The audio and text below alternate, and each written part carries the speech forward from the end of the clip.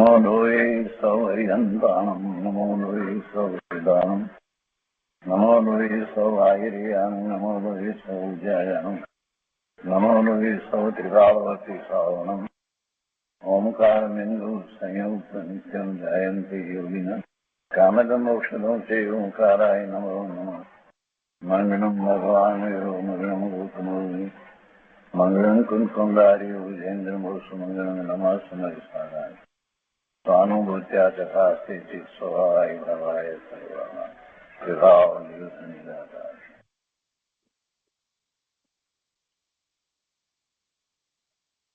શ્રીમદ નેમિચંદ્ર સિદ્ધાંતિ દેવ વિરચિત બૃહદ દ્રવ્ય સંગ્રહ અને લઘુ દ્રવ્ય સંગ્રહ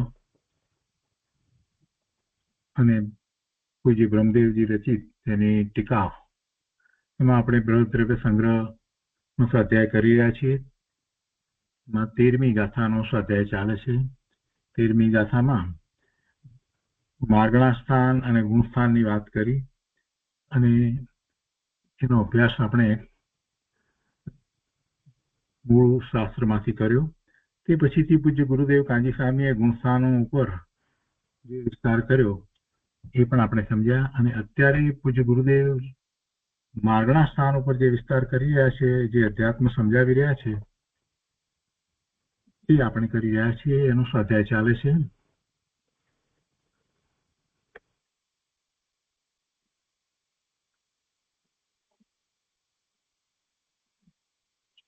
ચૌદ માર્ગણા સ્થાન છે: ગતિ, ઇન્દ્રિય, કાય, યોગ, વેદ, કષાય, જ્ઞાન, સંયમ, દર્શન, વેશ્યા, ભવ્યત્વ, સમ્યક્ત્વ, સંગમિત્વ અને આહાર. એમાં આપણે દર્શન માર્ગણા નો સ્વાધ્યાય કરી રહ્યા છીએ. ચક્ષુ દર્શન, અચક્ષુ દર્શન, અવધિ દર્શન અને કેવળ દર્શન. એ પ્રકારે દર્શન માર્ગણાના 4 ભેદ પડે છે. તો એનો વિસ્તાર ચાલી રહ્યો છે.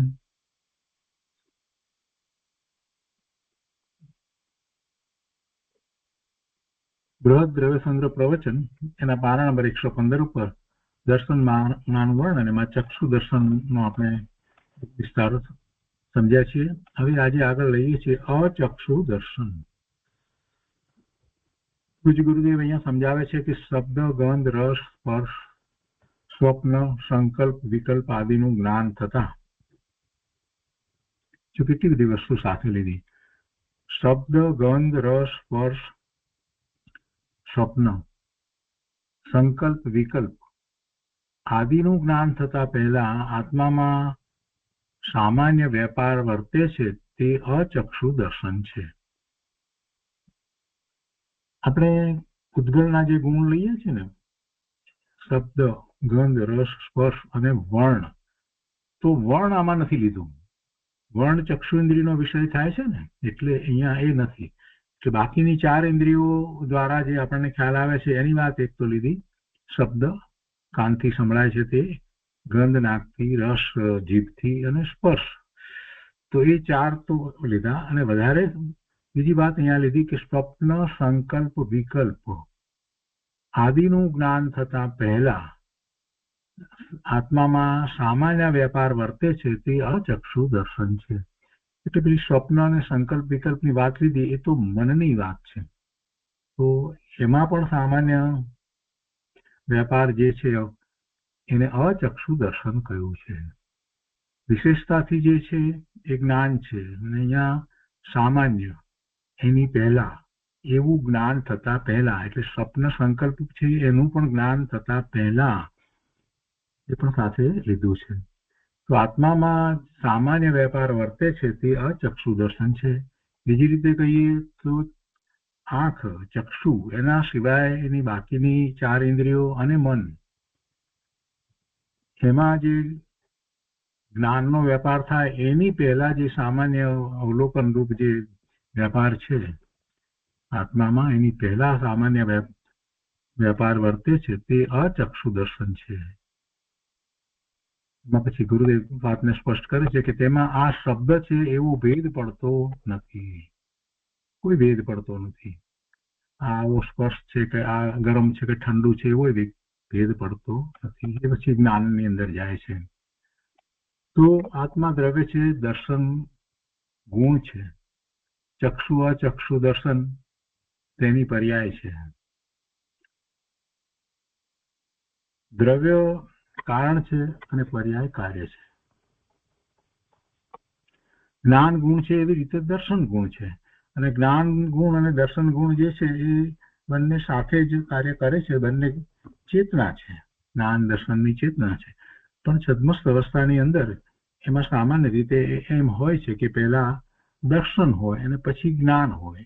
એ દર્શનની વાત છે અહીંયા, દર્શન ગુણ.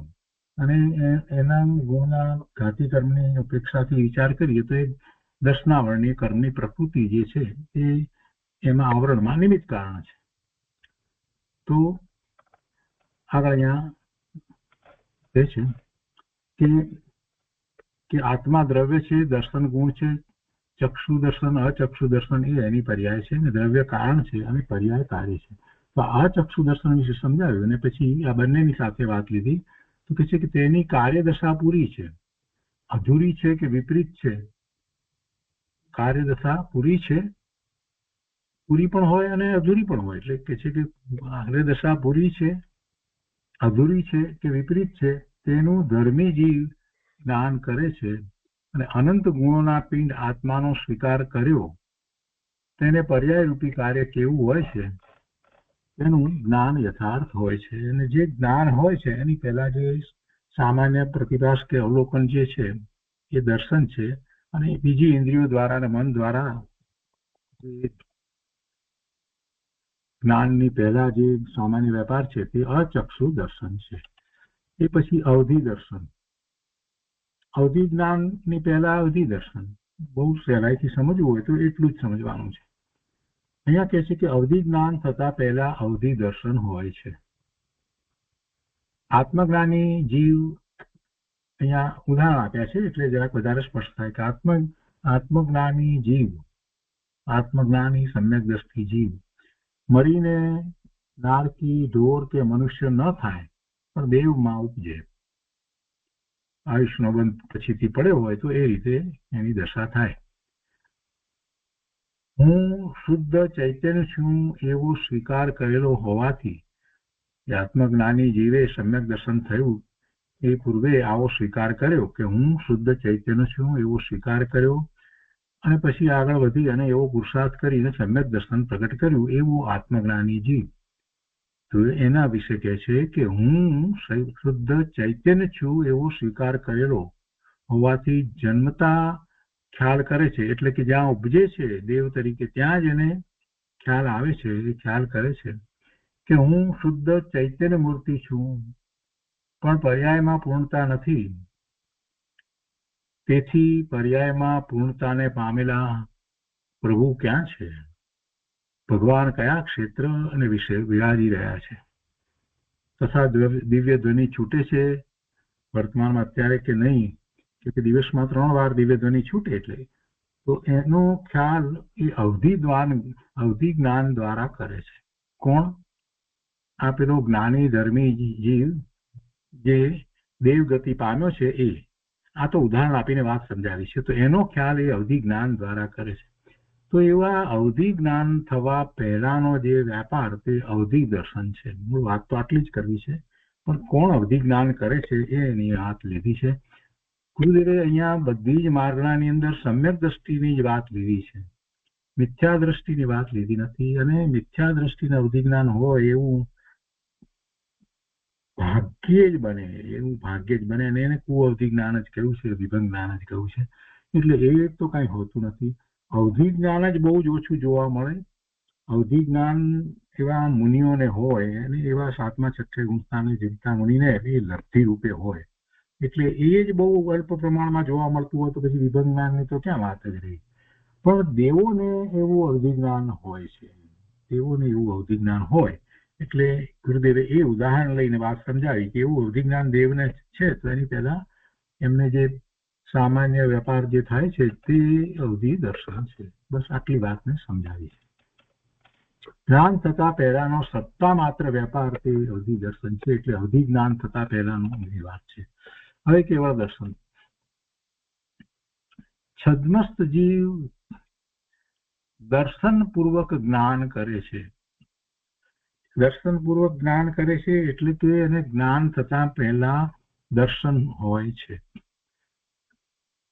દર્શન જ્ઞાન એવા બે ઉપયોગ, તો પહેલો દર્શન ઉપયોગ અને પછી જ્ઞાન ઉપયોગ, એમ છદ્મસ્તને હોય છે. છદ્મસ્ત એટલે જેને જ્ઞાનાવર્ણીય દર્શનાવર્ણીય કર્મની પ્રકૃતિના ઉદયો છે એને છદ્મ કહેવાય, અને એવી દશામાં છે તે છદ્મસ્ત છે. અને છદ્મસ્તને હજી પૂર્ણ જ્ઞાન અને દર્શનની ઉઘાડ થયો નથી, એવી પર્યાય થઈ નથી, તો એવા છદ્મસ્ત જીવને દર્શન અને જ્ઞાન બંને હોય છે. અને પહેલા દર્શન હોય છે સામાન્ય અવલોકન, ને પછી વિશેષતાથી જ્ઞાન હોય.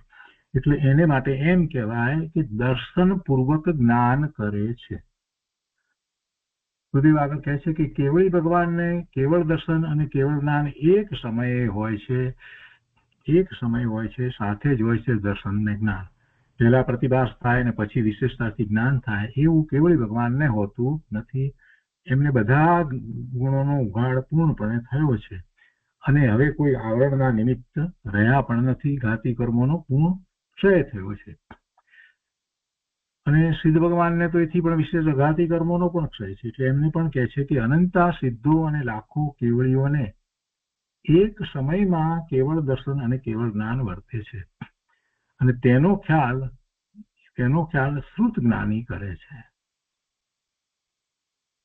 અલ્પ જ્ઞાનમાં કેવળ દર્શનનો ખ્યાલ શ્રુત જ્ઞાની કરે છે. ધર્મી આત્મા એ વસ્તુનો વિચાર કરે છે, એનો ખ્યાલ કરે છે. તો એ અહીંયા કેવળ દર્શનની વાત એ રીતે અહીંયા લીધી છે. પણ આપણે જાણીએ છીએ કે કેવળ દર્શન થાય છે ક્યારે? કેવળ દર્શન જેને થાય છે એની શું વાત છે? તો કે ચારે ઘાતી કર્મોનો ક્ષય થાય છે એ સાથે જ થાય છે. 12મા ગુણસ્થાને બીજું શુક્લ ધ્યાન પ્રગટે છે ત્યારે જ્ઞાનાવર્ણીય, દર્શનાવર્ણીય અને અંતરાયની બધી પ્રકૃતિઓનો એક સાથે ક્ષય થાય છે. અને ત્યાં 13મા ગુણસ્થાનની દશાની અંદર કેવળ જ્ઞાન, કેવળ દર્શન હોય છે. તો એ રીતે આ દર્શન માર્ગણાની વાત અહીંયા પૂરી થઈ. હવે લેસ્યા માર્ગણા વર્ણન 10મું. લેસ્યા માર્ગણા. લેસ્યા માર્ગણા શું છે?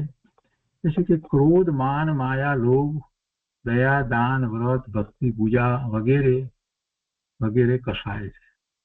જો અહીંયા ક્રોધ, માન, માયા, લોભ એને તો કસાય કયા, પણ આ દયા, દાન, વ્રત, ભક્તિ, પૂજા એ શુભ ભાવ છે.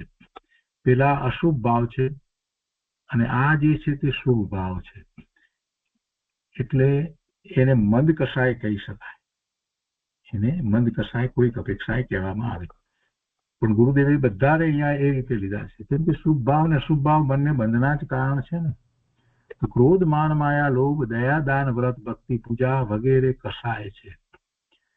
કસાય એટલે જીવને એ કસે છે. જે વખતે એ ભાવ હોય છે એ વખતે પણ આત્મા પ્રદેશોનું એ વખતે કંપન હોય છે, અને એ અપેક્ષાથી એમ પણ કહેવાય કે આત્મા એ વખતે પણ દુઃખ છે.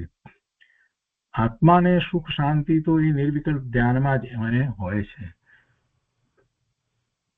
અહીંયા કહે છે કે કસાયોથી રંગાયેલા આત્માના પ્રદેશોનો પરિસ્પંદન, એવો પરિસ્પંદ રૂપ વ્યાપાર, ખરેખર પરિસ્પંદન રૂપ વ્યાપાર એમ છે શબ્દ, એવું પરિસ્પંદન થાય છે એવો વ્યાપાર તે લેસ્યા છે.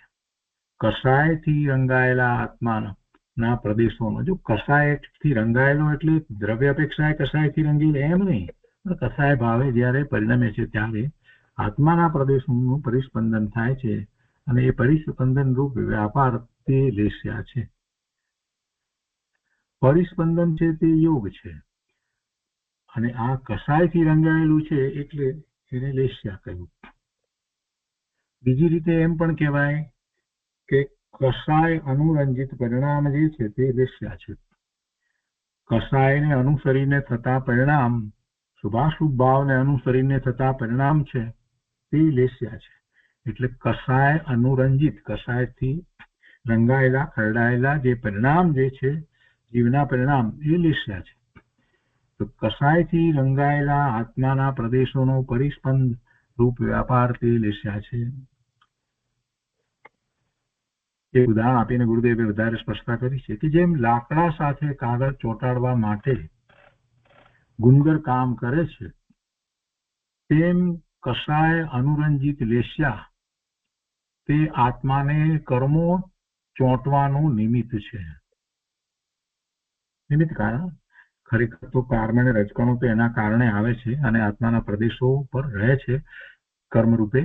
પણ એમાં વ્યવહારથી આપણે જયારે એ વાત લઈએ છીએ તો એમ કહેવાય કેવી રીતે કષાય અનુરંજિત જે પરિણામ છે, જે લેસ્યા છે, તે આત્માને કર્મો ચોંટવાનું નિમિત્ત છે.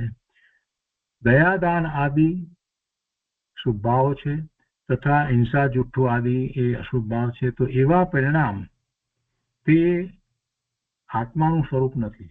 એ નવા નવા પરિણામ થાય છે, એ આત્માનું સ્વરૂપ નથી, આત્માના ગુણને અનુસરીને નથી. અને આ જે પરિણામ જે થઈ રહ્યા છે એવી લેસ્યા એ આત્માના દ્રવ્યમાં નથી. એટલે એવી લેસ્યા જે છે એ લેસ્યા રહિત શુદ્ધ આત્મ તત્વ જે છે તે શુદ્ધ નયનો વિષય છે. એટલે એવા શુદ્ધ નયના વિષયથી વિરુદ્ધ અશુદ્ધ નયના વિષય રૂપે આ લેસ્યા છે એ માર્ગના સ્થાનમાં આવે છે. તેનાથી વિરુદ્ધ લક્ષણવાળી 6 પ્રકારની લેસ્યા છે એ માર્ગના સ્થાનમાં આવે છે. તો એ લેસ્યા માર્ગના બીજા દિવસના પ્રવચનમાં ફરીથી વાત કરતા કહે છે કે જીવ દ્રવ્ય અનંત ગુણોનો પિંડ છે તથા તેની પ્રત્યેક વર્તમાન પર્યાય સ્વયં સિદ્ધ સત છે. એમ બે નયથી વસ્તુનું જ્ઞાન કરવું તે પ્રમાણ જ્ઞાન છે. એની પર્યાય અને દ્રવ્ય એમ બે નયથી, દ્રવ્યાર્થિક નહીં અને પર્યાર્થિક નહીં, એમ બે નયથી જયારે જ્ઞાન કરવામાં આવે તો પ્રમાણ જ્ઞાન છે. દ્રવ્ય પોતાના કારણે મલિન અવસ્થા ધારણ કરે છે, કોઈ બીજું એને મલિન અવસ્થા કરાવે છે એમ નથી, બીજું દ્રવ્ય કરાવતું નથી. સંસાર અવસ્થામાં જીવ દ્રવ્ય પોતે જ પોતાના મલિન પરિણામ કરે છે. તો આ સંસારી જીવની વ્યાખ્યા છે. પણ એ જ વખતે એ જ સંસારમાં અવસ્થામાં રહેલો જીવ દ્રવ્યાર્થિક નયથી શુદ્ધ છે, પૂર્ણ શુદ્ધ છે, પરિપૂર્ણ છે, સિદ્ધ સમાન છે. વિકાર એ સંસારી જીવ કરે છે તો વિકાર સ્વતંત્રપણે પોતે કરે છે. એટલે કે વિકારની પર્યાય અપેક્ષાથી વિચાર કરીએ તો સ્વતંત્રપણે પ્રગટે છે. તે જ વખતે દ્રવ્યાર્થિક નયથી આત્મા શુદ્ધ છે. આત્મા શુદ્ધ ચૈતન્ય આનંદ ધ્રુવ વસ્તુ તો એવી ને એવી જ છે. એટલે આ વિકાર જે છે એ પર્યાયમાં છે, એ પર્યાર્થિક નયનો વિષય છે, એ અશુદ્ધ નયનો વિષય છે, એ વ્યવહાર નયનો વિષય છે. એટલે જુદા જુદા શાસ્ત્રમાં જે અપેક્ષાથી વાત ચાલતી હોય એ રીતે કહેવાય. શુદ્ધ ચૈતન્ય સ્વરૂપ ભગવાન આત્મા જ્ઞાન આનંદ નો દરિયો એ શુદ્ધ નયનો વિષય છે, ધ્રુવ છે. આત્મા દ્રવ્ય શુદ્ધ છે, આત્મા દ્રવ્ય શુદ્ધ છે. દ્રવ્ય તો બધાનું એક સરખું ત્રિકાળ શુદ્ધ જ છે. તેનાથી વિરુદ્ધ ભાવ કરવા વાળી 6 લેસ્યા છે. જેમ ગુંદરમાં ચિકાસ હોય છે તેમ લેસ્યા ચિકાસ સમાન છે. તે 6 પ્રકારની લેસ્યા હોય છે. અને જે પ્રકારની લેસ્યા છે એ પ્રમાણે કર્મ આશ્રવ થાય છે. એટલે ભાવ કર્મતા એવી રીતે અહીંયા દ્રવ્ય કર્મ બંધાય છે. એટલે એ લેસ્યા દ્વારા આપણને ખ્યાલ આવે છે કે આવી લેસ્યા છે તો એના પરિણામ આવા છે, તો એને કર્મનો બંધ પણ એવો થતો હશે. તો લેસ્યા પહેલી લેસ્યા અહીંયા લીધી છે. 6 પ્રકારની લેસ્યા અહીંયા પહેલા કનિષ્ઠથી વાત કરી અને પછી ઉત્કૃષ્ટ તરફ લઈ જાય છે. તો કૃષ્ણ લેસ્યા અને આ 6 લેસ્યાનું સ્વરૂપ છે ને એક ઉદાહરણ દ્વારા ગુરુદેવે સ્પષ્ટ કરી દીધું છે કે કેવી રીતે લેસ્યા કેવી હોય. એ માટે કૃષ્ણ લેસ્યા છે એ એવા અશુભ પરિણામમાં જે છે એ કનિષ્ઠપણું છે, સૌથી કનિષ્ઠ છે. એનાથી ઓછી નીલ, એનાથી ઓછી કાપો, તે 3 અશુભ લેસ્યાઓ છે. અને પછી 3 જે છે તે ચડતા ક્રમની અંદર શુભ લેસ્યાઓ છે, પિત્ત લેસ્યા, પદ્મ લેસ્યા અને શુક્લ લેસ્યા. આ રીતે 6 લેસ્યા હોય છે. લેસ્યા એટલે કસાય અનુરંજિત પરિણામ એ લેસ્યા છે. તો ઉદાહરણથી બહુ સરસ રીતે સમજાઈ જાય કે કેવી રીતે લેસ્યાનું સ્વરૂપ છે. એટલે ગુરુદેવે ઉદાહરણ આપ્યું છે, શાસ્ત્રમાં ઉદાહરણ લેવામાં આવ્યું છે. ગુરુદેવ કહે છે કે લેસ્યાનું સ્વરૂપ આંબાના ઝાડના દ્રષ્ટાંતે શાસ્ત્રોમાં સમજાવે છે કે કેરીની ઈચ્છા વાળો જીવ, આમ્રફળ જેને જોઈએ છે તેવો એવો જીવ કેરી માટે આખું ઝાડ કાપે છે. આંબાનું ઝાડ કાપી નાખે. કેરી ઉપર આવી છે તો કે જોઈએ છે તો કે ચાલો ઝાડ કાપો એટલે કેરી મળે. આવું જે વિચારે એ કેવી વિચારણા કહેવાય, એની લેસ્યા કેવી કહેવાય એમ. તો કેરીની ઈચ્છા વાળો જીવ કેરી માટે આખું ઝાડ કાપે છે તે દ્રષ્ટાંત.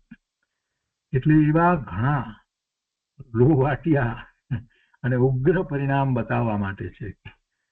આત્માના પ્રદેશ કંપન સાથે ઘણા લોહવાટિયા પરિણામ તે કૃષ્ણ લેસ્યા છે. અને તેવા પરિણામ સમ્યક દ્રષ્ટિ જીવને પણ કોઈ વાર હોય છે, છતાં તે પરિણામ પોતાથી થયા માનતો નથી. તેનું જ્ઞાન કરતો થકો તે ભાવને હેય સમજે છે અને શીઘ્ર એને છોડે છે અને માટે પ્રાયશ્ચિત કરે છે. ક્યારેક જ એવી રીતે સમ્યક દ્રષ્ટિને એવો ભાવ આવ્યો કૃષ્ણ લેસા થઈ જાય તો, અને તે પરિણામ શુદ્ધ ચૈતન્યમાં તો નથી, ત્રિકાળી વસ્તુમાં તો એવા પરિણામ છે નહીં, એનું કારણ પણ નથી. શુદ્ધ ચૈતન્ય તો એક રૂપ છે. શુદ્ધ ચૈતન્ય તો એક રૂપ છે. એટલે સમ્યક દ્રષ્ટિ તો એ જ વખતે પોતે શુદ્ધ ચૈતન્ય સ્વરૂપ ભગવાન આત્મા છે એનું જ્ઞાન કરે છે અને સ્વભાવ તરફ વળે છે. એનું તો પ્રતિક્રમણ થાય છે. એ પછી નીલ લેસ્યાની વાત કરે છે. પેલું ઉદાહરણને આગળ લંબાવે છે. પેલો શું કરતો હતો? આખું આંબાનું ઝાડ કાપી નાખે છે કેરી માટે. નીલ લેસ્યાની અંદર એ ઉદાહરણ આગળ લંબાવીને કહે છે કે કૃષ્ણ લેસ્યા કરતા ઓછા મેલા પરિણામ, કૃષ્ણ લેસ્યા કરતા ઓછા મલિન પરિણામને નીલ લેસ્યાના પરિણામ કહે છે. અને દ્રષ્ટાંતમાં એ કેરી ખાવા વાળો કેરી માટે એ મોટી ડાળો કાપે છે. મુખ્ય મોટી ડાળ હોય ને એને જ આખી કાપી નાખે છે. એ દ્રષ્ટાંત મુજબ એના અશુભ પરિણામ સમજવા. એટલે પેલો આખું ઝાડ કાપતો તો આ મોટી મૂળ ડાળ કાપી નાખે છે એના જેવું. એટલે જ્ઞાનીને પણ આવા પરિણામ હોય છે, પણ તેમને એ બધું હે બુદ્ધિએ વર્તે છે. એ પછી કાપૂત લેસ્યા, તો અહીં દ્રષ્ટાંતમાં એ કેરી ખાવા વાળો નાની ડાળો, મોટી ડાળો હતી એના ઉપર પછી જે નાની ડાળ હોય તો એ નાની ડાળો કાપી અને કેરી પ્રાપ્ત કરવા માંગે છે, એ કાપોત લેસ્યા છે. એટલે ત્રણ જે છે તે અશુભ લેસ્યા જે આપણે કહીએ છીએ, તો એમાં તો એના પરિણામ કેવા છે કે ખાવી છે કેરી અને ઝાડ કાપી નાખે, મોટું ડાળું કાપી નાખે, કેરી ઉપરની ડાળીઓ કાપી નાખે, એ કઈ વાત કઈ બરાબર નથી. તારે જોઈએ છે કેરી તો પછી. હવે પિત્ત લેસ્યા વાળાની વાત કરે છે કે આ શુભ પરિણામ છે. કેરી ખાવા વાળો માત્ર લુમખા તોડે છે. કેરીના લુમખા છે ને એ તોડે છે. સાથે રહેલી હોય 4-5 કેરીઓ તેના લુમખા તોડે છે. તો એ પિત્ત લેસ્યાનું દ્રષ્ટાંત છે. દયાદાન આદિના પરિણામ એ શુભ છે, અને તે શુભ હોય તો પણ એ આત્મતત્વથી જુદા છે, આત્મતત્વથી વિરુદ્ધ છે. કેમ કે આત્માના પરિણામ, આત્માના લક્ષ્ય થતા પરિણામ એ તો શુદ્ધ છે. એ શુભાવરૂપ ક્યારેય હોતા નથી. ભગવાન આત્મા ત્રિકાળ શુદ્ધ છે, અને એને અનુસરીને થતા પરિણામ સમ્યક દર્શન, સમ્યક જ્ઞાન, સમ્યક ચારિત્રના, રત્નત્રયના પરિણામ એ શુદ્ધ પરિણામ છે. આ પરિણામ શુભ પરિણામ થયા એ સમયની યોગ્યતારૂપ પરિણામ છે, અને એ આત્મતત્વથી વિરુદ્ધ છે. છતાં જ્યાં સુધી પૂર્ણ દશા ન થાય ત્યાં સુધી એવા પરિણામો જીવને થતા જ હોય છે. એવા પરિણામ થાય છે. પિત્ત લેસ્યા પછી પદ્મ લેસ્યા કહે છે. હવે એમાં તો શુભ પરિણામ વિશેષ છે. એટલે કે છે કે એ કેરી ખાવા વાળો એ પેલો ઝુમખા તોડતો તો એના સ્થાને અહીંયા પદ્મ લેસ્યાની અંદર એમ કે છે કે કેરી ખાવા વાળો ડીંટિયાથી પાકી હોય એવી કેરી તોડે છે. બધી કેરી તોડતો નથી, અને જે પાકી હોય એવી જ્યાં ડીંટ્યું છે, જ્યાં ચોટી છે ત્યાંથી ફક્ત તોડે છે. તો એ પદ્મ લેસ્યાના પરિણામનું દ્રષ્ટાંત છે.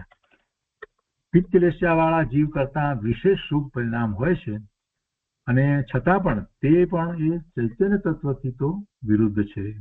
કેમ કે ચૈતન્ય તત્વમાં શુભ પરિણામ હોતા નથી. અને હવે શુક્લ લેસ્યા, શુક્લ લેસ્યાની વાત છે, શુક્લ ધ્યાનની વાત નથી. આ શુક્લ લેસ્યા છે. આ બધી લેસ્યા જે છે એ કસાય અનુરંજિત પરિણામ કહેવામાં આવ્યા, અને કસાયની અંદર શુભ અને અશુભ બંને ભાવને લીધા છે. અને પહેલા અશુભ ભાવની વાત કરી, એટલે એને અનુસરીને થતા 3 અશુભ પરિણામ અશુભ લેસ્યા કહી. હવે આ જે 3 શુભ લેસ્યા છે એમાં સૌથી વિશેષ શુભ જે છે તે શુક્લ લેસ્યા.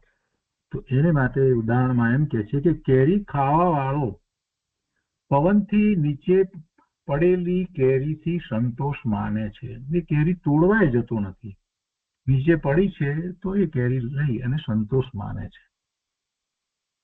એ આંબાના ઝાડને કોઈ રીતે નુકસાન કરવા કે કાંઈ પણ અડવાય નથી માનતો, નીચે પડી છે એ કેરીથી સંતોષ માને છે. તે શુક્લ લેસ્યાનું દ્રષ્ટાંત છે. કેરી ખાવાના 6 એ પ્રકારના ભાવો અશુભ છે.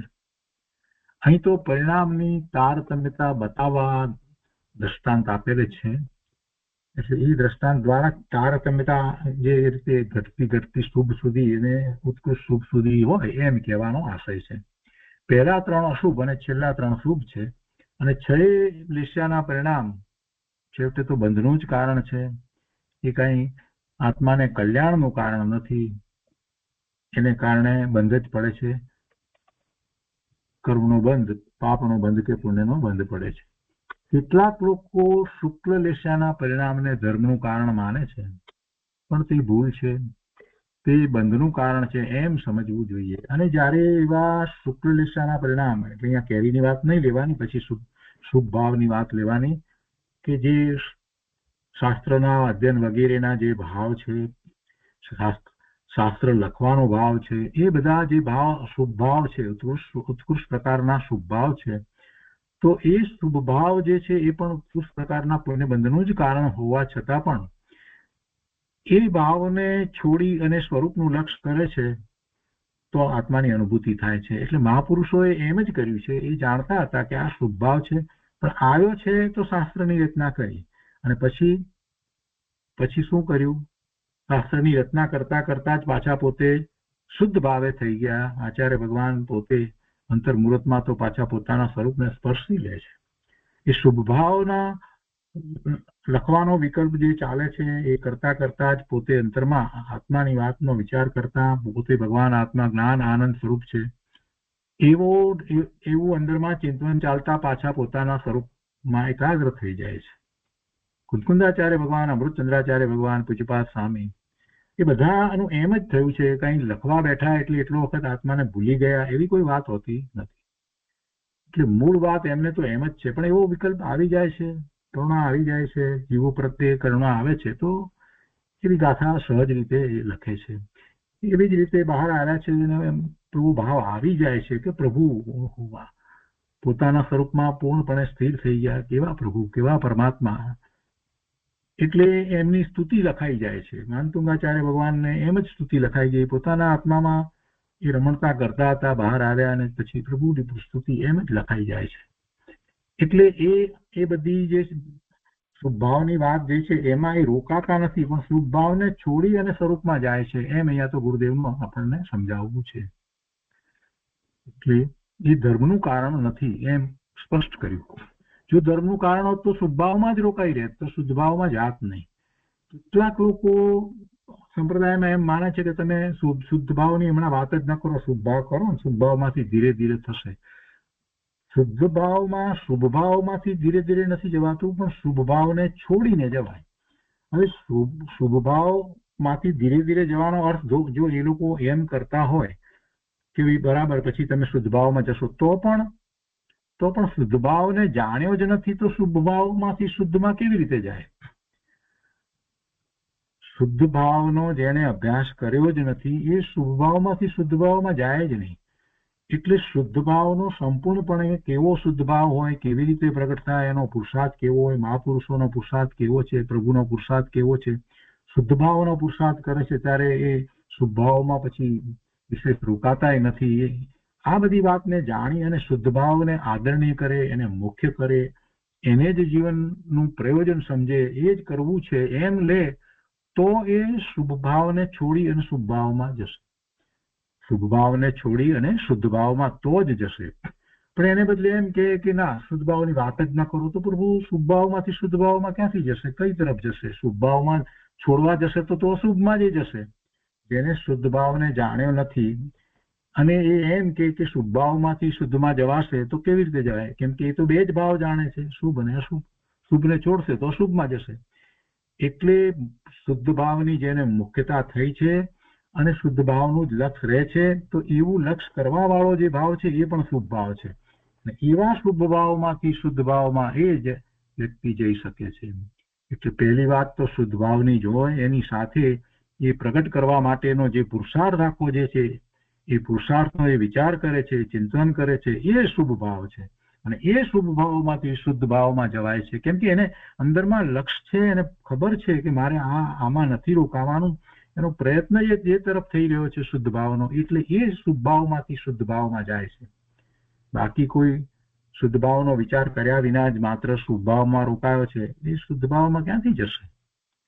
એટલે એ શુભ ભાવ છે એની વાત તો વારંવાર ગુરુદેવે કરી છે કે ભાઈ એ છોડીને તારે શુદ્ધ ભાવમાં જવાનું છે, અશુભમાં જવાની તો કોઈ વાત જ નથી.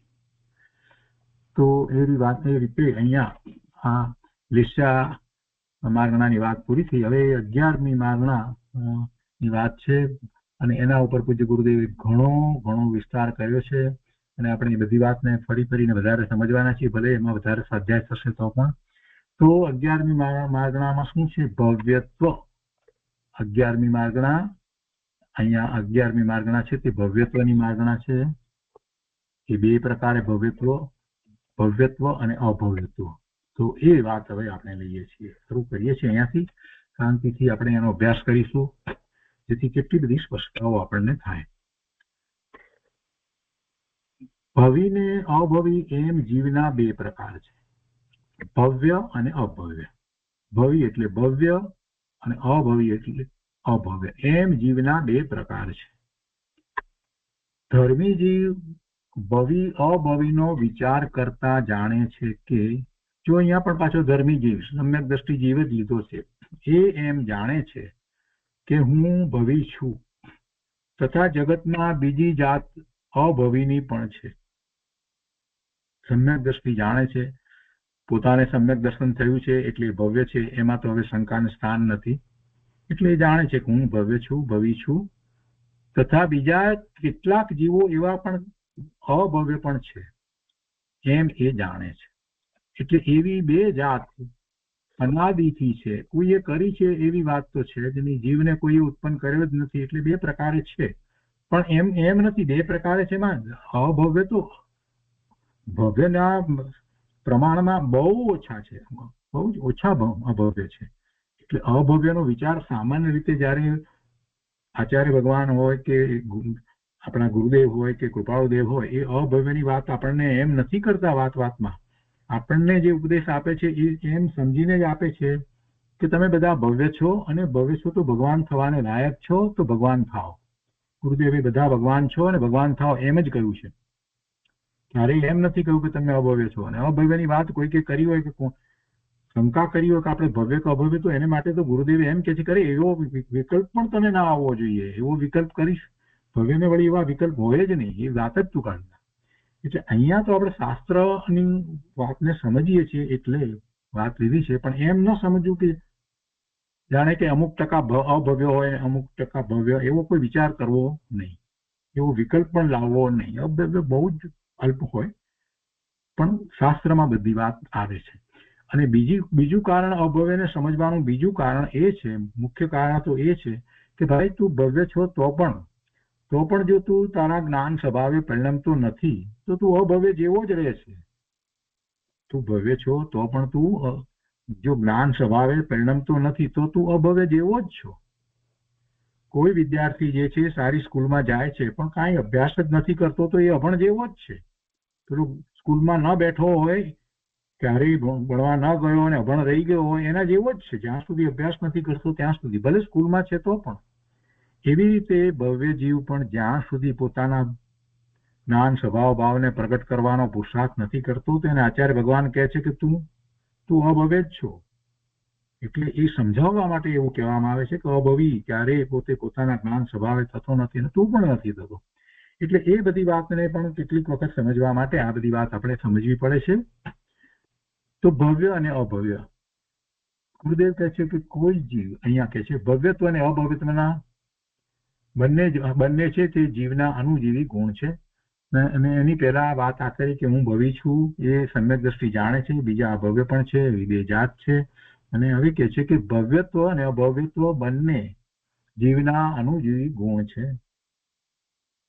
કોઈ જીવ ઘણા કસાઈ ખાના માંડે માટે તે અભવી થયો છે એમ નથી. પહેલું ઉદાહરણ ગુરુદેવે કેવું લીધું છે, કસાઈ ખાના એટલે જે ઢોરોને કાપે છે એવું કસાઈ ખાનું, તેવા ઘણા કસાઈ ખાના માંડે તો એ અભવી થયો છે એમ નથી.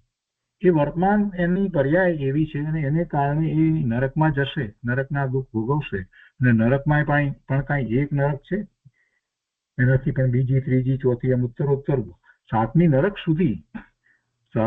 સુધી જીવ જઈ શકે છે. વર્તમાનમાં તો સાતમી નરકે જાય એવા તીવ્ર કસાયના પરિણામ પણ જીવ કરી શકતો નથી, એટલું એનું સામર્થ્ય નથી. પણ એ નરક છે એવા જે ભાવ કરે છે, કેમ કે છેવટે એ તો એ ભાવ જ કરે છે ને. એટલે કોઈ જીવ એવા ઘણા કસાઈ ખાના માંડે એટલે એટલા જીવોને મારી નાખવાના ભાવ વગેરે થયા હોય તો આપણને એમ થાય કે એ અભવી હશે. તો કે છે કે ના, એ અભવી થયો છે એમ નથી. એ વર્તમાન એના પરિણામ છે અને એનો ઘણો લાંબો સમય સુધી એવા પરિણામને કારણે એ નરકનું આયુષ્ય બાંધશે. અને બીજી આગળ વાત કરે છે અને એને પછી ત્યાંથી એ નીકળી અને જો એ ભવ્ય હશે તો એ પાછો ધર્મમાં પણ આવી શકશે. અહીંયા કહે છે કે કોઈ અભવી જીવ અભવ્ય હોય, ભવ્ય ન હોય, એ જીવ બહુ દયા પાળે, બ્રહ્મચર્ય પાલન કરે તો પણ તે અભવી મટી ભવી થતો નથી.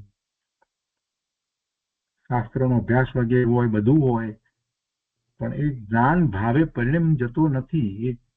અને આ બધા જે વ્રત વગેરે અંગીકાર પણ કરે પણ છતાં પણ જો એ અભવ્ય છે તો જ્ઞાન સ્વભાવે પરિણમતો નથી અને સમ્યક દર્શન થતું નથી. એના પરિણામ શુભ પરિણામ છે અને શુભ ભાવને કારણે એ દેવલોકમાં જાય, પાછો મનુષ્ય થાય કે તિર્યંત થાય, પાછો મનુષ્ય થાય, આ બધું ચાલ્યા કરે. પણ એને સમ્યક દર્શન થાય અને રત્નત્રયના પરિણામ થાય અને પછી આગળ વધી અને કેવળ જ્ઞાન પ્રગટ કરે એમ એને થતું નથી. એટલે અભવી જીવ બહુ દયા પાળે, બ્રહ્મચર્ય પાલન કરે તો પણ તે અભવી મટી ભવી થતો નથી.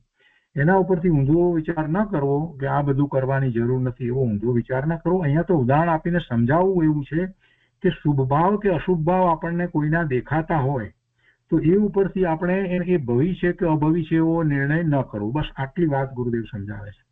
કોઈના શુભ ભાવ આપણને પ્રત્યક્ષ દેખાતા હોય કે કોઈના અશુભ ભાવ આપણને તીવ્ર શુભ ભાવ પણ પ્રત્યક્ષ દેખાતા હોય તો એ ઉપરથી એ અભવી છે કે ભવી છે એવો આપણે નિર્ણય ન કરી શકીએ, એમ કહેવાનો આશય છે. સમ્યક દ્રષ્ટિ તો પોતે ભવી છે જ અને બીજા અભવ્ય હોય છે એટલી વાતનો જ માત્ર વિચાર કરે છે. અને બીજું ઉદાહરણ જે શાસ્ત્રોમાં વારંવાર જે આપવામાં આવે છે એ આખી વાત એમ છે કે જે મગનું ઉદાહરણ છે. મગની અંદર આટલા બધા મગની અંદર કેટલાક દાણાઓ એવા હોય છે કે જે ચડતા નથી. ગમે તેટલો સમય સુધી પાણીમાં એને બોઇલ કરવામાં આવે, ઉકાળવામાં આવે તો પણ એ ચડતા નથી, પોચા પડતા જ નથી. એટલે જેમ કોરડું મગ કદી પણ પાણીમાં સિંચતા નથી તેમ અભવી જીવ ગમે તેટલા શાસ્ત્ર વાંચે કે ક્રિયાકાંડ કરે તો પણ તેનો કદી મોક્ષ થતો નથી. આવા બે પ્રકારના જીવ સ્વભાવથી છે એમ ધર્મી સમ્યક દ્રષ્ટિ આત્મા જાણે છે, ધર્મી જીવ જાણે છે.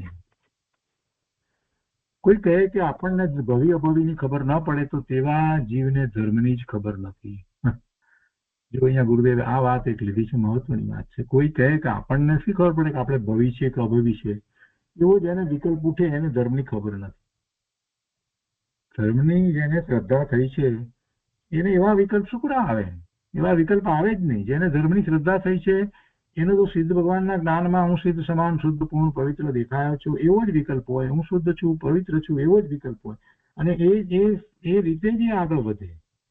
હું અભવી હોઈશ તો એમ કરી અને બેસી રહેશે, એવો પ્રમાદ કરે જ નહીં. એને ધર્મની ખબર જ નથી. એટલે જેને ધર્મની ખબર નથી એ કેવો છે? એ બધા એ પ્રમાદી છે. કોઈ પણ પ્રકારના વિકલ્પો કરી અને એ ધર્મ માર્ગમાં પ્રવર્તતો નથી. એ ભવી પણ હોય છતાંય એ અભવી જેવો જ સમય વિતાવી રહ્યો છે. એટલે જ્યાં સુધી એ પોતે ધર્મ માર્ગમાં આગળ વધી અને પોતે પોતાના પરિણામને નિર્મળ નથી કરતો ત્યાં સુધી અભવી જેવો જ છે. એટલે કોઈ એમ કે આપણને ભવી અભવીની ખબર ન પડે, કોણ જાણે આપણે ભવી હોઈશું કે અભવી હોઈશું, તો કે છે કે એને ધર્મની ખબર જ નથી. ધર્મની ખબર હોય એને આવા વિકલ્પો ન હોય, એને તો આત્માના જ વિકલ્પો હોય, આત્મા સંબંધીની જ વાત હોય.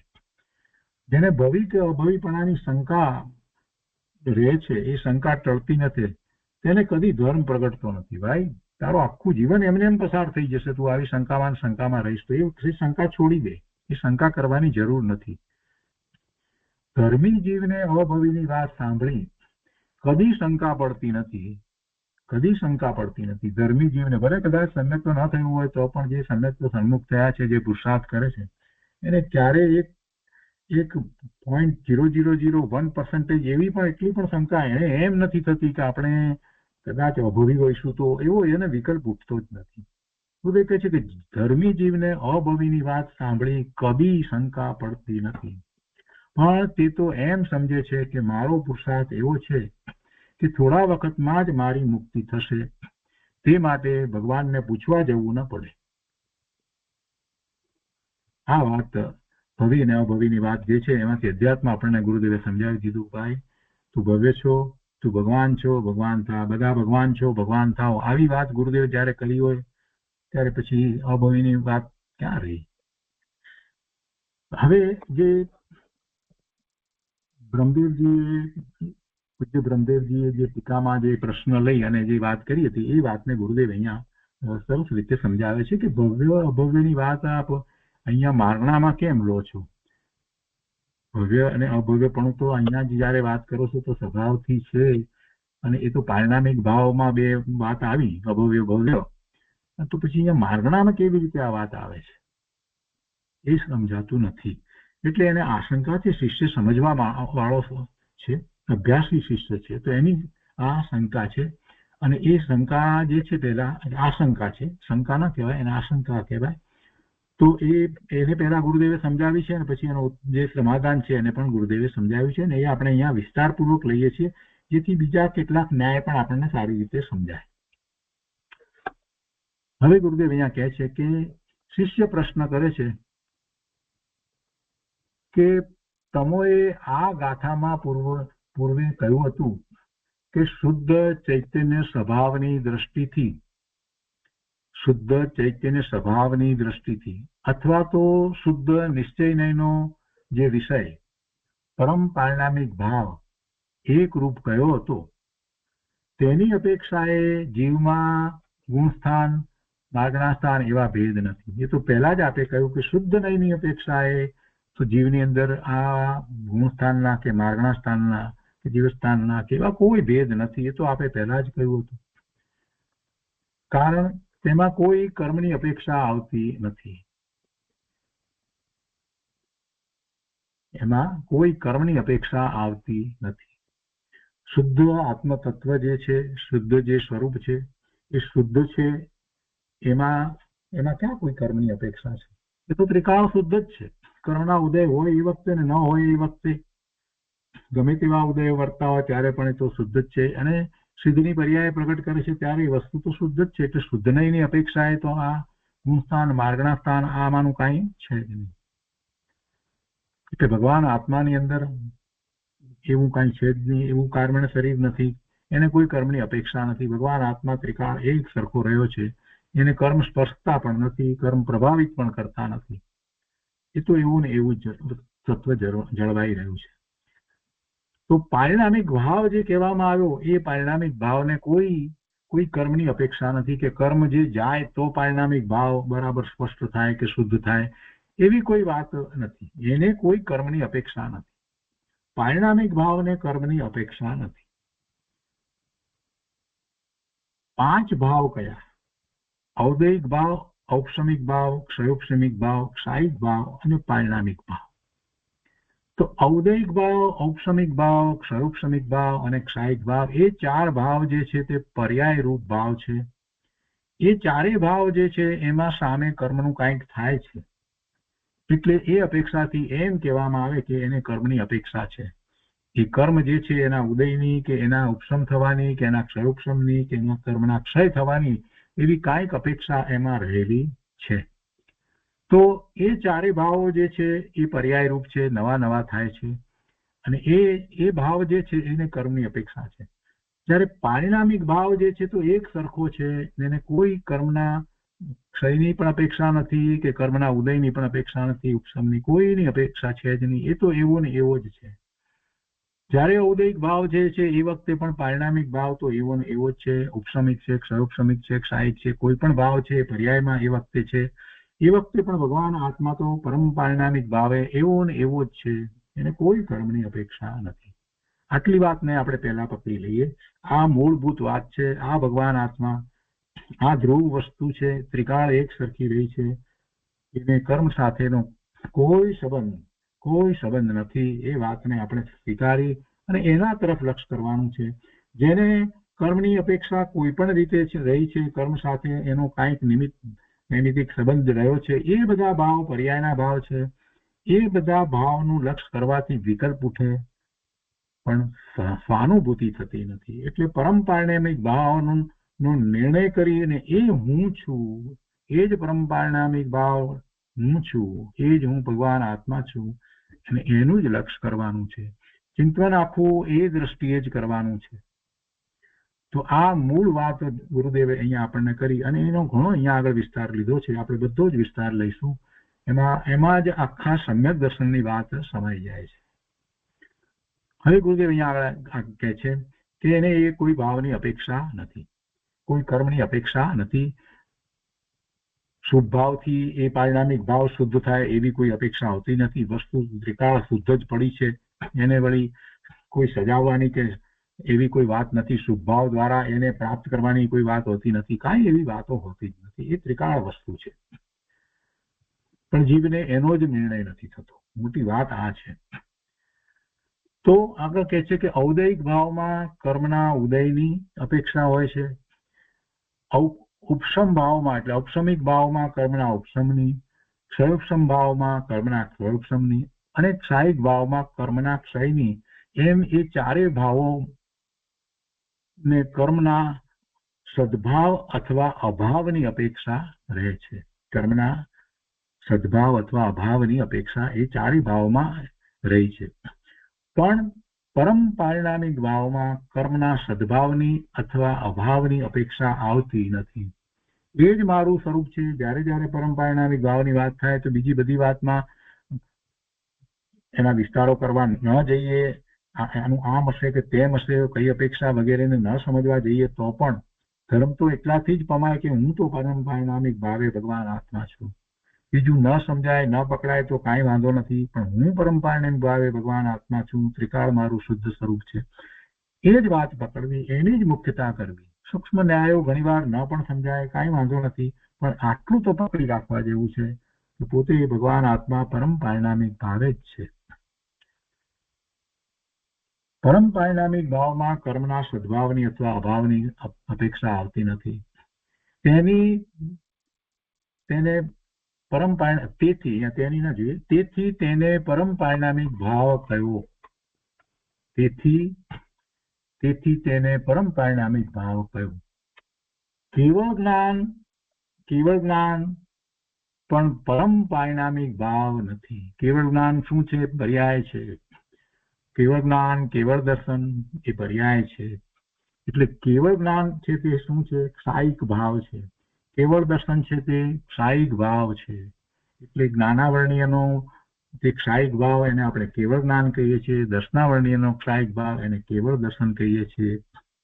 ક્ષાયિક સમ્યક્ત્વ જે છે એ દર્શન મોહનીય જે છે એનો ક્ષાયિક ભાવ છે. અને યથાચાર ચારિત્ર જે છે તો એ ચારિત્ર મોહનીયનો ક્ષાયિક ભાવ છે. જો ક્ષાયિક હોય તો, અને ઔપસમિક પણ હોય એમાં, પણ એ ઔપસમિક ભાવ ફક્ત 11મા ગુણ સ્થાને જ હોય છે. તો એ બધા ભાવ જે છે એ બધા ક્ષાયિક ભાવ હોય છે. કેવળ જ્ઞાન, કેવળ દર્શન, આ બધા જે છે તે ક્ષાયિક ભાવ છે, એ પારિણામિક ભાવ નથી. એટલે આ સ્પષ્ટ કરવું. કેવળ જ્ઞાની છે એ કેવળ જ્ઞાની પરમાત્મા જે છે એ પરમ પારિણામિક ભાવે છે, અને આપણે પણ પરમ પારિણામિક ભાવે જ છીએ, પણ એને અનુસરીને આપણા પરિણામ નથી, એને અનુસરીને પરિણામ નથી. પણ કેવળ જ્ઞાન થયું છે એ પારિણામિક ભાવ નથી, એ ક્ષાયિક ભાવ છે. આ વાતને સમજવાની. તે પરમ ભાવની અપેક્ષાથી જીવ ગુણસ્થાન તથા માગણા સ્થાનના ભેદોથી રહિત છે. તે પરમ ભાવ એટલે પરમ પારિણામિક ભાવ. એ પરમ પારિણામિક ભાવની અપેક્ષાથી જ્યારે વિચાર કરીએ તો જીવની અંદર કોઈ ગુણસ્થાન નથી કે માર્ગના સ્થાન નથી, એવા ભેદો નથી. એનાથી ભગવાન પરમ પારિણામિક ભાવે રહ્યો છે, એ એનાથી જુદો છે. તો એમ પ્રભુ આપે વાત કરી હતી, એમ શિષ્ય અત્યારે તો સમજાવી રહ્યો છે, દલીલ કરી રહ્યો છે. શિષ્ય જે છે એને સમજવું છે, એટલે ગુરુ પાસે એવી વાત કરી રહ્યો છે કે એમ આપે તો પહેલા સમજાવ્યું હતું. હવે આ 11મી માર્ગણામાં ભવ્ય અને અભવ્ય એવા બે ભેદ આપ કહો છો, અને ભવ્ય અભવ્ય તો પારિણામિક ભાવે છે. ભવ્યપણું ને અભવ્યપણું તો પારિણામિક ભાવે છે. જે અભવ્ય છે તે અભવ્ય અનાદિ અનંત છે, એ કઈ ભવ્ય થતો નથી. ભલે શુભાશુભ ભાવે થાય, એને પણ દેવલોકમાં સ્થાન પ્રાપ્ત થાય, બધી વાત સમજાય છે, પણ છતાં પણ એ ક્યારેય સમ્યક દર્શન પ્રગટ કરી મોક્ષ માર્ગમાં પ્રવૃત્તિને કેવળ જ્ઞાન તો પ્રગટ કરતો નથી. શું કે છે કે અહીંયા આપ એમ કહો છો કે ભવ્ય અને અભવ્ય એવા બે ભેદ જે કહો છો, આપ કહો છો, અને ભવ્ય અભવ્ય તો પારિણામિક ભાવે છે. એટલે ભવ્યપણું ને અભવ્યપણું તો આપણે એ રીતે સમજાવ્યું કે ભવ્ય છે ત્યારે ક્યારેય થઈ શકતો જ નથી, અને ભવ્ય જે છે એ પોતે પોતાના પુરુષાર્થ દ્વારા એ કેવળ જ્ઞાન પ્રગટ કરી સિદ્ધ દશાને પ્રાપ્ત કરે, મોક્ષ માર્ગમાં પ્રવર્તે, આ બધું ભવ્યને થઈ શકે છે. તો એ બે પ્રકાર જીવના આપે પહેલેથી જ કહ્યા. એટલે પારિણામિક ભાવને તો આપણે એ રીતે કહ્યું ભવ્ય અભવ્ય, તો એ પારિણામિક ભાવ છે. ભવ્યપણું અભવ્યપણું એ પારિણામિક ભાવ છે, એમ વાત કરી છે. તો પછી હવે અહીંયા મારણામાં કેવી રીતે આવ્યા, એમ પ્રશ્ન કરે છે. ભવ્ય ને અભવ્ય એવા બે ભેદ તો તમે કહો છો, અને ભવ્ય અભવ્ય તો પારિણામિક ભાવે છે. તો તે બંને કર્મની સદભાવ કે અભાવની અપેક્ષા રાખતા નથી, એ તો સ્વભાવગત લીધા છે. પારિણામિક ભાવની અંદર ભવ્યત્વ અભવ્યત્વ લીધું છે. તો ભવ્ય જીવો છે, અભવ્ય જીવો છે. તો ભવ્યત્વ અને અભવ્યત્વ એ ઉદય ભાવ નથી, ઉપસમ ભાવ નથી, ક્ષયોક્ષમ ભાવ નથી, અને એ ક્ષાયિક ભાવ પણ નથી. કારણ કે તેમાં કોઈ કર્મ આદિની અપેક્ષા આવતી નથી, એમાં કોઈ કર્મ આદિની અપેક્ષા આવતી નથી. તો ભવી જીવનો ભવ્યત્વ સ્વભાવ અનાદિ છે, અને અભવી જીવનો અભવ્યત્વ સ્વભાવ અનાદિ છે. તો તે પારિણામિક ભાવે છે, અને પારિણામિક ભાવ એ શુદ્ધ નયનો વિષય છે. તો તે ભેદોને મારણામાં કેમ મૂક્યા? એ શુદ્ધ નયનો વિષય છે, એ કઈ બદલાતું નથી, એમ વસ્તુનું સ્વરૂપ છે. તો એને અહીંયા મારણામાં કેમ મૂક્યા? મારણામાં તો એમ કહ્યું કે એને તો કર્મની અપેક્ષા છે, અને એ તો બદલાય છે, એ પર્યાય રૂપ છે, એ ભેદરૂપ છે. આ બધી વાતો કેટલી બધી કરવામાં અહીંયા આવી. એ જીવનું મૂળ સ્વરૂપ નથી. તો પછી એને અહીંયા એ ભવ્યત્વ અભવ્યત્વના ભેદોને મારણામાં કેમ મૂક્યા? કેમ કે મારણા તો અશુદ્ધ નયનો વિષય છે. એ વાત આપણે પહેલા જ સમજાવી દીધી. જીવસ્થાન, મારણા સ્થાન અને ગુણસ્થાન એ તો અશુદ્ધ નયનો વિષય છે. તો પછી અહીંયા આ ભવ્યત્વ અને અભવ્યત્વને કેમ મારણામાં મૂક્યા? પરમ પારિણામિક ભાવમાં તો મારણા સ્થાન નથી, પરમ પારિણામિક ભાવમાં ગુણસ્થાન પણ નથી. તો પછી અહીંયા આ કેમ મૂક્યા? તો પછી ભવ્ય અભવ્યત્વ જે પારિણામિક ભાવે છે તેને મારણામાં કેમ મૂક્યા? પ્રશ્ન આ છે. આવી રીતે મૂકવાથી તો વિરોધ આવે છે. આમાં તો વિરોધ આવે છે. શું સમજવું મારે? એમાં તો અશુદ્ધ નહીંથી આપ એમ કહો છો કે આ માર્ગના સ્થાન, અને એમાં પછી બધા જ માર્ગના સ્થાન જે છે તે અશુદ્ધ નહીંથી છે, તો પછી એમાં આ પારિણામિક ભાવને કેમ મૂકવામાં આવ્યો કે જેને કર્મની પણ અપેક્ષા નથી એને કેમ મૂકવામાં આવ્યો? આવી શંકા કરી છે. એટલે કે આ પ્રમાણે શિષ્ય શંકા કરી. જુઓ ગુરુદેવ કહે છે, એટલે અહીંયા આ શંકા છે. ગુરુદેવ કહે છે કે જુઓ, મુનિઓ જ્ઞાન અને આનંદમાં ઝૂલતા હતા, તેમને વિકલ્પ આવતા શાસ્ત્રો રચાઈ ગયા છે. એટલે આ શાસ્ત્રમાં જે વાત કહેવામાં આવી છે એ વાત તો પરમ સત્ય છે. ભગવાનની વાણીમાંથી જે પરમ સત્ય પ્રકાશ્યું એમણે આત્મસાત કરી, એવો જ પુરુષાર્થ કરી, અને પોતે તો 7મા ગુણસ્થાનની દશામાં ઝૂલતા હતા. એમાંથી જયારે બહાર આવ્યા અને વિકલ્પ આવ્યો એટલે શાસ્ત્રની રચના થઈ છે. એટલે એમાં કાંઈ અસત્ય આવે એવો તો પ્રશ્ન નથી. અહીં એમનો જે શિષ્ય છે એ પણ સમજવાની ધગસ વાળો છે, અને એની શંકાનું સમાધાન કરે છે. એની આશંકાનું સમાધાન શ્રી ગુરુ કરે છે કે પૂર્વે જે માર્ગના સ્થાન આદિનો નિષેધ કરવામાં આવેલ, એટલે કે એ શુદ્ધ નયની અપેક્ષાથી વાત નિષેધ કરવામાં આવ્યો અને એને અશુદ્ધ નયમાં કહેવામાં આવેલા. તો એ રીતે પૂર્વે જે માર્ગના સ્થાન આદિનો નિષેધ કરવામાં આવેલ તે શુદ્ધ ચૈતન્યની અપેક્ષાએ કરેલ હતો. અંતર્મુખની દ્રષ્ટિથી જોતા તો ત્રિકાળ સ્વભાવમાં ભવ્ય અભવ્યના ભેદો નથી. અંતર્મુખની દ્રષ્ટિથી જોતા તો ત્રિકાળ સ્વભાવમાં ભવ્ય અભવ્યના ભેદો નથી. એટલે એ રીતે વાત કરીએ તો વસ્તુ સ્વરૂપ તો એમ જ છે, અંદર તો ભેદ નથી. અંતર્મુખની દ્રષ્ટિથી જોતા તો ત્રિકાળ સ્વભાવમાં, ત્રિકાળ સ્વભાવ તો એવો ને એવો જ છે, સ્વભાવમાં ભવ્ય અભવ્યના ભેદો નથી. શુદ્ધ સ્વભાવમાં ભેદો નથી. તે એક રૂપ છે, તે એક રૂપ છે. અને એ શુદ્ધ સ્વભાવ એ બંધનું કારણ નથી, પણ ધર્મનું કારણ છે. એ પારિણામિક ભાવ છે, એ પારિણામિક ભાવ છે. જો આ વાત સમજવા માંગે તે સમજી શકે છે. પરમ પારિણામિક ભાવ કહો, શુદ્ધ ચૈતન્ય સ્વભાવ કહો, એક જ છે. અને તે સમ્યક દર્શનનું ધ્યેય છે. શુદ્ધ ચૈતન્ય સ્વભાવની અનુભૂતિ છે એ જ સમ્યક દર્શન છે. એટલે એમ કહેવાય કે સમ્યક દર્શનનું ધ્યેય છે, શુદ્ધ ચૈતન્ય છે. તે પોતાના સ્વભાવનો વિશ્વાસ આવવો જોઈએ. પોતાના સ્વભાવનો જેને વિશ્વાસ આવ્યો એ સ્વરૂપનું લક્ષ્ય કરે છે તો એને એવી અનુભૂતિ થાય છે. નિત્ય નિગોદમાંના કોઈ જીવો, કેટલાક કોઈક જીવો એવા છે કે કદી વ્યવહાર રાશિમાં એ ત્રસ્ત થયા નથી, એ કીડી મંકોડા કે ઈયળપણું પણ એ પામ્યા નથી, કે મનુષ્યપણું પણ પામ્યા નથી. એવા નિત્ય નિગોદમાં રહેલ જીવની વાત કરે છે નથી. તેવા કોઈ જીવો કસાય મંદ કરી મનુષ્યપણું પામે છે. કસાય મંદ કરી એટલે એમને કસાય મંદ થાય છે અને મનુષ્યપણું પામે છે. અને 8 વર્ષની ઉંમરે ભગવાન પાસે જઈ ધર્મદેશના સાંભળી, સાહિક સમ્યક દર્શન પામી, ચારિત્ર અંગીકાર કરી, કેવળ જ્ઞાન પ્રગટ કરી અને સિદ્ધ દશા પામે. આવું બને, આવું બને છે. ગુરુદેવ કહે છે કે જો સિદ્ધ દશા થઈ અને નિગોદની દશા જે હતી તો એને કેટલો આંતરો પડ્યો? 8 વર્ષનો. સિદ્ધ અને નિગોદ દશાને 8 વર્ષનો આંતરો પડ્યો. 8 વર્ષ, 8.5 વર્ષની અંદર તો એ નિગોદમાંથી નીકળી અને સિદ્ધ થઈ ગયા. તો તે સાથી તો કે ચિદાનંદ એક રૂપ ધ્રુવ મારો સ્વભાવ છે એવા પરમ ભાવના આશ્રય ધર્મદશા પ્રગટ છે.